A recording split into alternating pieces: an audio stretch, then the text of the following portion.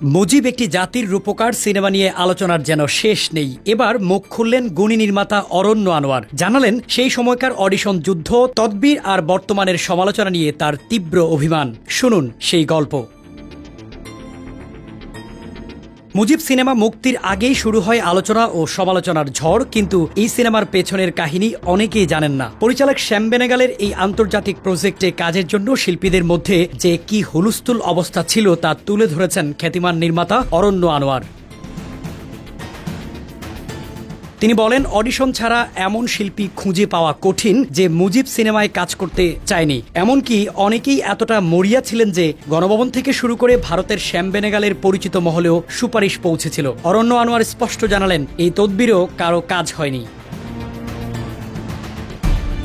তিনি আরো বলেন, যে সময় এই ছবিতে কারা কোন চরিত্রের সুযোগ পাচ্ছে তা নিয়ে এফডিসি থেকে নাটক পাড়া পর্যন্ত গুঞ্জন চলত। কেউ কেউ ভবিষ্যতের কথা ভেবে সচেতনভাবে এই প্রতিযোগিতা থেকে নিজেদের সরিয়ে রেখেছিলেন। তাদের নাম বলেননি অরণ্য, শুধু বললেন তাদের নামের অধ্যাক্ষরে ম রয়েছে।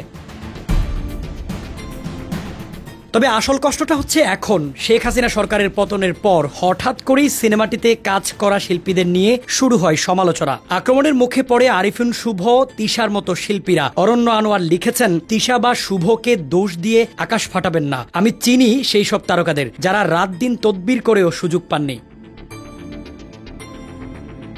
আরও একটি বিষয় তার হৃদয় ভেঙেছে। ফারুকী সরাসরি সিনেমাটিতে কাজ না করলেও তার স্ত্রী তিশা অভিনয় করায় তাকেও সহ্য করতে হচ্ছে কটাক্ষ। অরণ্য লিখেছেন, মামুনুল হকের মতো মানুষও একসময় মুজিব বন্দনায় ছিলেন, আর এখন প্রশ্নবাণে বিদ্ধ হচ্ছেন ফারুকী। এটা কতটা ন্যায্য?